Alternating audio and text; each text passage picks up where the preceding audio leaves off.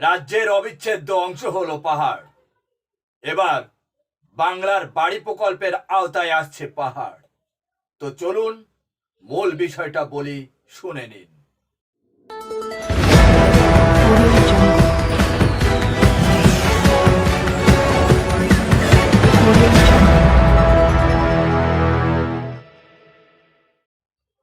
সবাইকে শুভেচ্ছা ও ভালোবাসা জানিয়ে আমি আফতাব হালদার আজ শুরু করছি রাজ্যের খবর।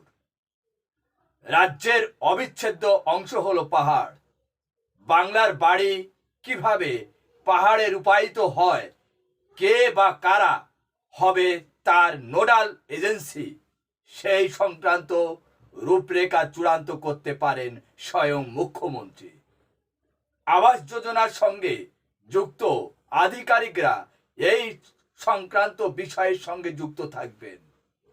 রাজ্যের কোষাগারের অর্থে অন্যান্য জেলার মতো দার্জিলিংয়েও আবাস যোজনার কাজ শুরু করিয়েছেন মমতা বন্দ্যোপাধ্যায়।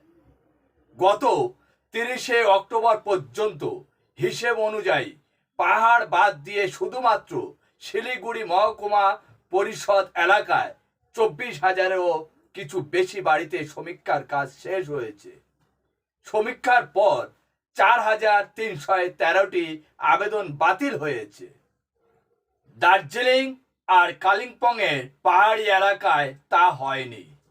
এখানে ভুক্তভোগীরা জানেন, কেন্দ্রের বঞ্চনা আর পদ্ম পার্টির প্রতিহিংসামূলক রাজনীতি সমতলের মতোই এখানে বিরাজমান। আবাস যোজনার বাংলার বরাদ্দ দীর্ঘদিন বন্ধ রেখেছে কেন্দ্র, অথচ পাহাড়ে বিজেপির প্রচারে করেছে আবাস যোজনার টাকা সরাসরি উপভোক্তার ব্যাংক অ্যাকাউন্টে টাকা পাঠাবে কেন্দ্র। বিজেপির বক্তব্য, পাহাড়ের 45,000 বাড়ি হবে, এমনই প্রচারপত্রে লেখা হয়েছিল। এর পাশাপাশি কোন জেলায় কত বাড়ি হবে তার হিসেবও দিয়ে লোকসভার ভোট প্রচার শুরু করেছিল বিজেপি। কিন্তু কেন্দ্রের সেই অর্থ এখনো এসে পৌঁছায়নি পাহাড়বাসীর কাছে।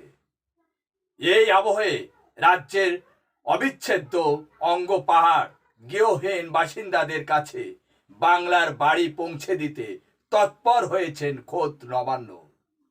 বঞ্চিত সমতল আর বঞ্চিত পাহাড়, এই দুই প্রান্তের বঞ্চনা মেটাতে স্বয়ং মুখ্যমন্ত্রী মমতা বন্দ্যোপাধ্যায় উদ্যোগী হয়ে নিজেদের কোষাগার থেকে আবাস যোজনার বাড়ি তৈরির প্রতিশ্রুতি দিয়েছেন। মুখ্যমন্ত্রীর কাছে এই সমতল যতটা আদরের, ঠিক ততটাই প্রিয় হচ্ছে পাহাড়। বঞ্চিত মানুষদের পাশে দাঁড়ানোই তার ব্রত। পাহাড়ের বিভিন্ন জনগোষ্ঠীর প্রান্তিক মানুষের কাছে দ্রুত উন্নয়ন পৌঁছে দিতে এখনো পর্যন্ত 17টি পর্ষদ গড়া হয়েছে। পাহাড়ের মানুষের কথা ভেবে পর্ষদগুলির কাছে পর্যাপ্ত অর্থ পৌঁছে দিয়েছে নবান্ন। পাহাড়ে গৃহহীনদের বাড়ি, শৌচাগার, স্কুল ভবন এবং কমিউনিটি সেন্টার তৈরির মতো কাজ শুরু করে দিয়েছে পর্ষদগুলি। কিন্তু যাচাই করতে গিয়ে চক্ষু চড়গাছ হয়েছে নবান্ন। পাহাড়ের বেশিরভাগ উন্নয়ন পর্ষদ অনগ্রসর শ্রেণীর কল্যাণ দপ্তরের অধীনে।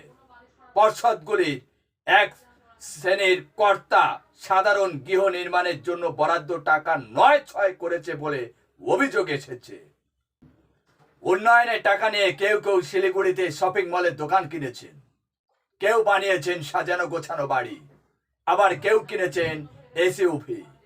এই বিষয়গুলো সামনে আসায় নবান্ন সিদ্ধান্ত নেয় উন্নয়ন পর্ষদের সব কাজেই ব্যবহার করতে হবে জিও ট্যাগ, যাতে কাজের অস্তিত্ব যাচাই করা যাবে।